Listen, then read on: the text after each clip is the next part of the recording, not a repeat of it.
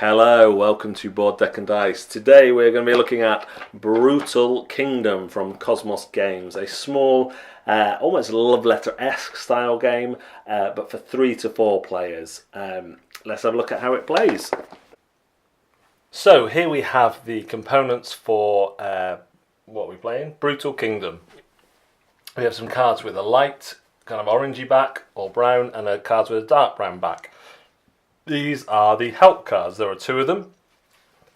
This one tells you who can kill who. Let's bring that a bit closer. So the Executioner can kill all characters except the Saint, so on, and what potential rewards the people who are getting killed will get, because sometimes you might not want to kill someone for reasons which I will explain later. The next one tells you exactly what number for initiative and what rewards or what the characters can do. So if they've got a cross swords, they can kill another character. Otherwise, they get the colour that's next to them. So the king gets 2 blues, the bishop gets 2 greens, for example. There is also a starting player card. This is very important because initiative is quite important in this game. At the end of each round, if a saint has been played, the saint will have placed one of these tokens on the chapel. If no saint has been played, the starting player will then play an elimination token. With every other token bar the elimination token, they are worth how many tokens are left. So let's say these are the only green tokens left at the end of the game. So it's gone something like this. We didn't see the saint in round 3. And we went for another green in round 4. So, let's say it looks something like this. So let's say there's 3 green tokens that haven't been taken, 2 blue tokens that haven't been taken, no yellow tokens left, and the chapel looks like this. Each green token in a player's possession will be worth how many of that colour is left. So each green token is going to be worth 5. Each yellow token will only be worth 1. In fact, if that was a blue, each yellow token would be worth nothing. And each blue token will be worth 2. The kind of elimination tokens are always worth the points on them. So being in the chapel doesn't change that. Let's get those out of the way. Every round, the starting player will change with the person who has the highest value. So what happens is you will deal these cards out, 2 to each player, and then 2 into the middle. Each player will look at these and pass 1 to the left. So here I have the Executioner and the Witch. I may look at another player's hands, or I may name a character. And when I play that, while the Executioner is in play, that character will be eliminated apart from the Saint. So you might say, well, that's ridiculous. People just wouldn't play that character. Well, yes, but if you wait until the 4th turn to play it, then say the King or the Queen and they've not been played yet, people will only have 1 card left. So you would be able to get away with killing them. You do the same thing with the dark tokens. Everyone gets 2 of those. Passes 1 right this time, and so there is 4 cards in the middle with the chapel card. Over the 4 rounds you will pay 1 card at a time in front of you.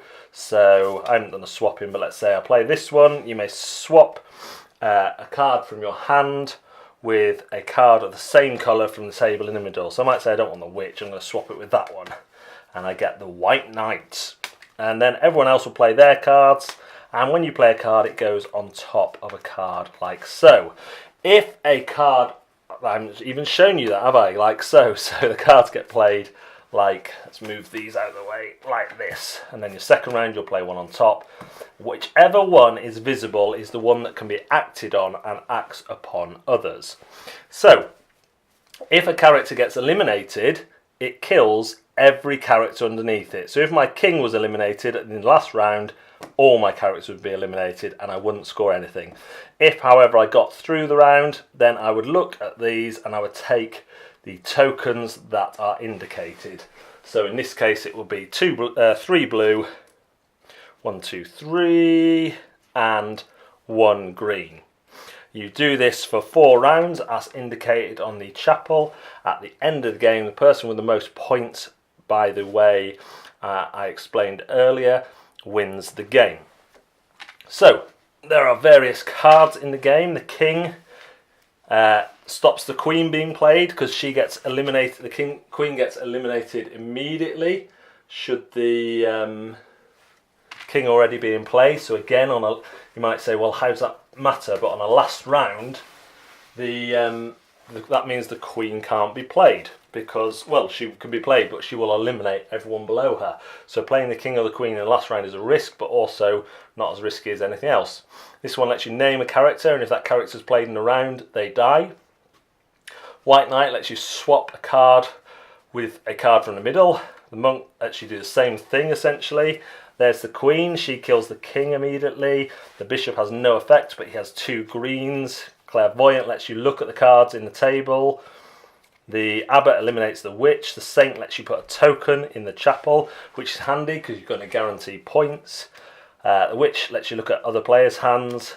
The black knight lets you take influence token of your choice if you don't score any others. Eliminate the king or the queen.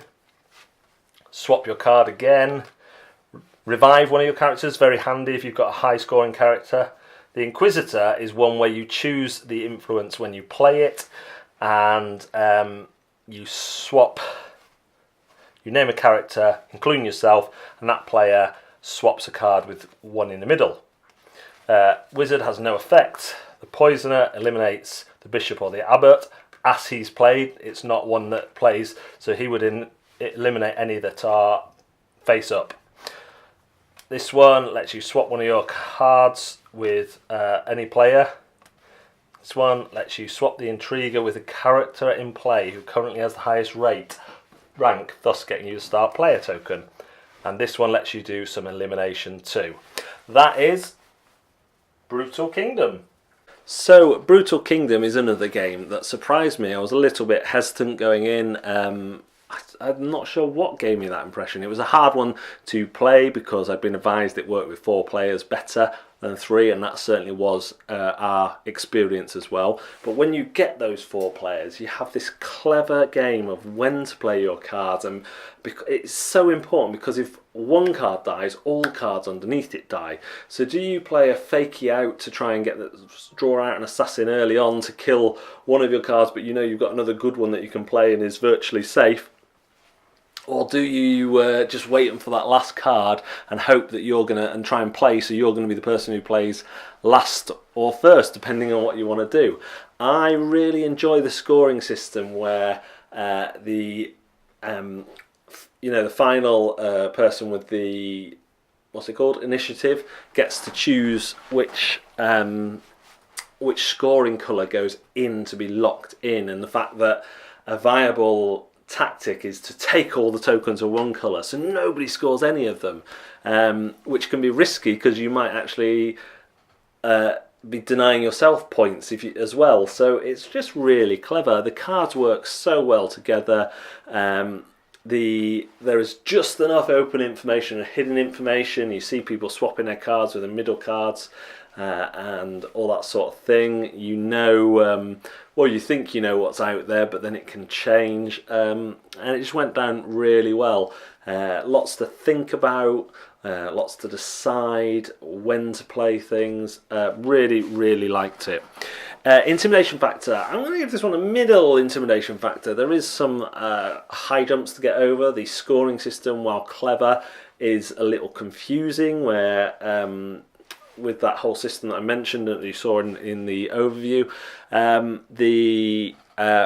the cards and the powers, you have to learn how they work with each other. You do get a little card that tells you which kills which, but again, if you get that first thing, you're like, oh my goodness, that is a lot of information. You get 2 helper cards, which should make it less intimidating, but actually has the opposite effect of just being, for a game this kind of weight and size, plays in 30 minutes, if that, to be honest.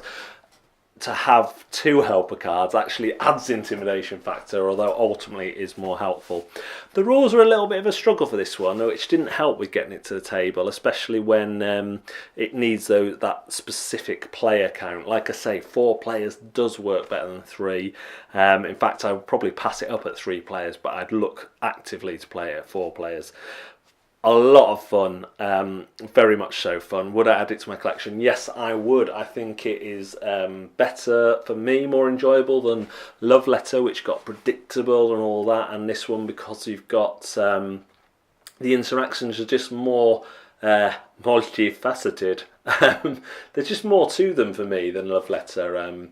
Trying to work out what the other 3 people are doing and what the hidden cards are and how best to use your card. The draft at the start where you're passing a card left and right, so you think you know what they have and can you set up something. Just really, really clever game.